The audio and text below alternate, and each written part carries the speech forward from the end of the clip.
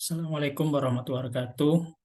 Kita ketemu lagi dalam mata kuliah mesin konversi energi.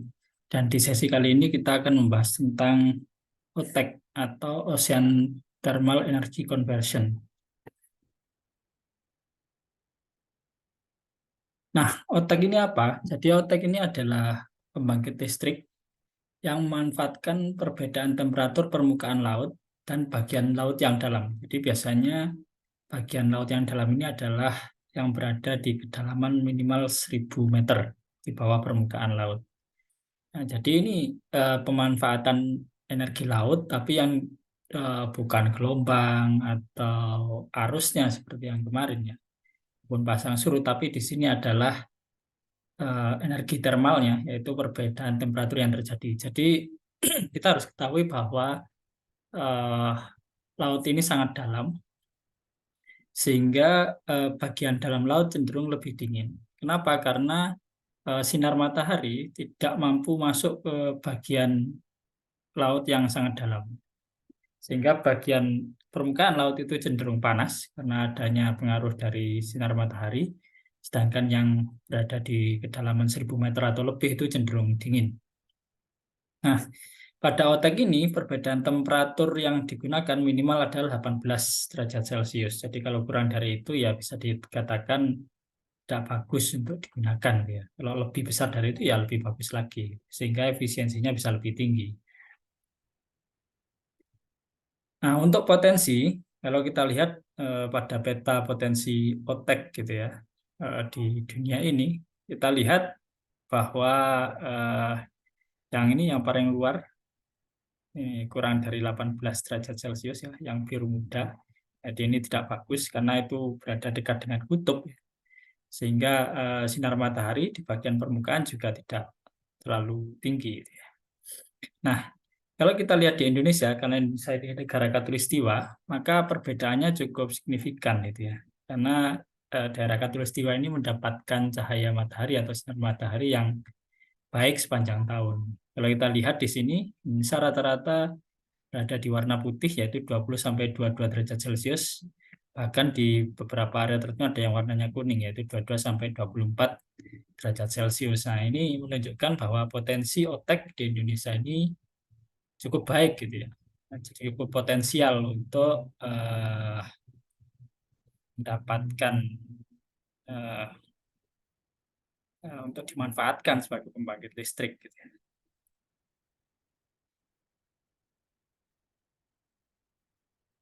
Nah, sedangkan OTEC sendiri kalau kita bagi atau kita klasifikasikan gitu ya berdasarkan teknologi yang digunakan itu bisa dibagi menjadi 3 siklus.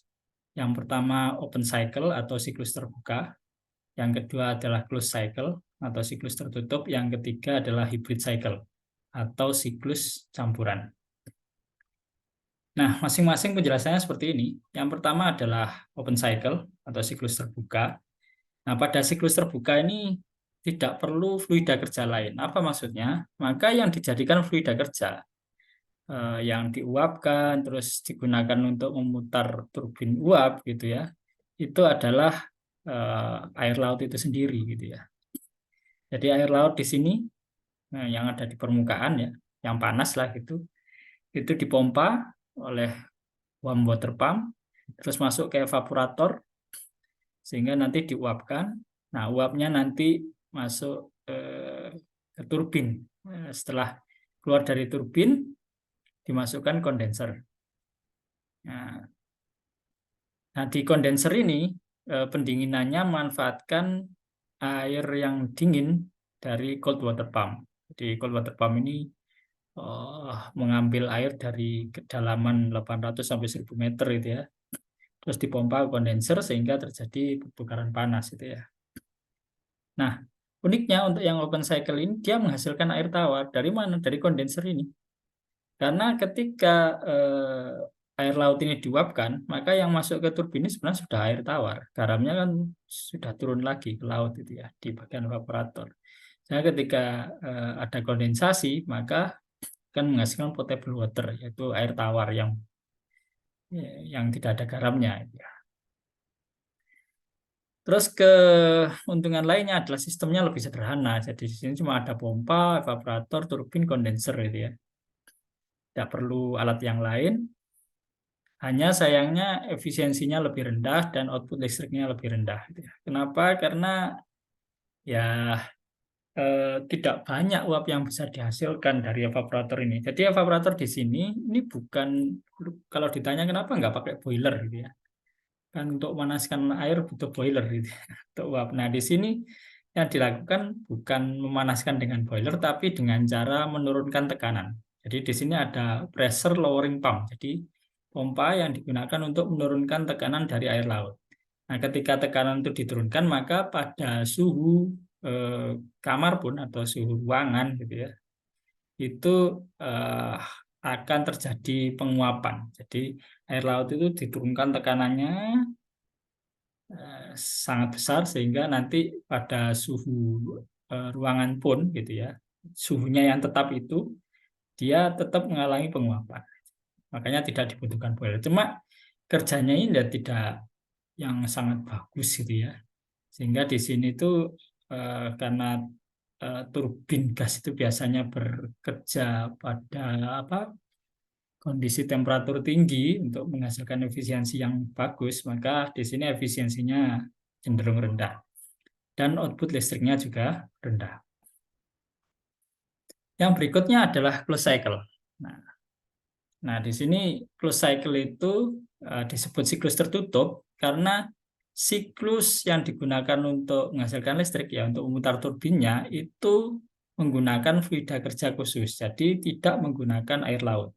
Nah, air laut di sini untuk apa ya? Untuk pembantu saja, untuk menyerap termalnya saja. Jadi air laut di permukaan panasnya diambil untuk menguapkan fluida kerja. Biasanya fluida kerja yang di sini itu adalah gas-gas yang titik uapnya rendah seperti freon atau amonia gitu ya. Nah, seperti yang digunakan di kulkas gitu ya, atau refrigerator. Nah, di situ sehingga terjadi penguapan di evaporator. Nah, nanti airnya dibuang lagi gitu ya. Nah, setelah itu uap yang dihasilkan itu akan masuk ke turbin. Nah, di sini turbinnya beda gitu ya. Jadi turbin di sini adalah turbin yang khusus yang digunakan untuk bidang kerjanya tadi gitu ya. Misalnya untuk amonia ya turbinnya yang sesuai dengan amonia karena amonia kan eh, tidak memerlukan titik uap yang tinggi gitu ya. Setelah dari turbin dia masuk ke kondensor. Nah, nanti dengan bantuan air dingin maka terjadi kondensasi terhadap fluida kerja tadi, misalnya amonia tadi. Nah, amonianya akan diputar lagi, menghasilkan eh, untuk masuk ke evaporator lagi. Nah, di sini itu eh, output listriknya lebih besar karena memang turbinnya sudah khusus gitu ya. Kan turbin kayak yang tadi, kalau turbin yang tadi kan memang untuk uap air gitu ya. Kalau di sini bukan, untuk uap gasnya tadi gitu ya, yang sesuai. Nah, sehingga lebih cocok gitu ya, dan efisiensinya lebih besar. Output listriknya juga besar, cuma kekurangannya ya nggak ada hasil sampingan seperti air tawar tadi. Karena air lautnya kan cuma diambil panasnya saja gitu, panas dan dinginnya, baik di evaporator maupun kondenser, terus dikembalikan ke laut. Jadi tidak ada penguapan air laut sehingga tidak ada air tawar yang dihasilkan. Nah, yang terakhir adalah hybrid cycle. Nah, di sini di hybrid cycle ini adalah siklus gabungan gitu ya. Nah, jadi karena siklus gabungan maka tentu masih tetap membutuhkan fluida kerja khusus. Turbinnya tetap butuh turbin yang khusus gitu ya. Cuma di sini eh, air laut tetap mengalami penguapan gitu ya. Jadi seperti sama seperti yang siklus terbuka tadi, caranya dengan diturunkan tekanannya itu ya. Sehingga dihasilkan air tawar juga.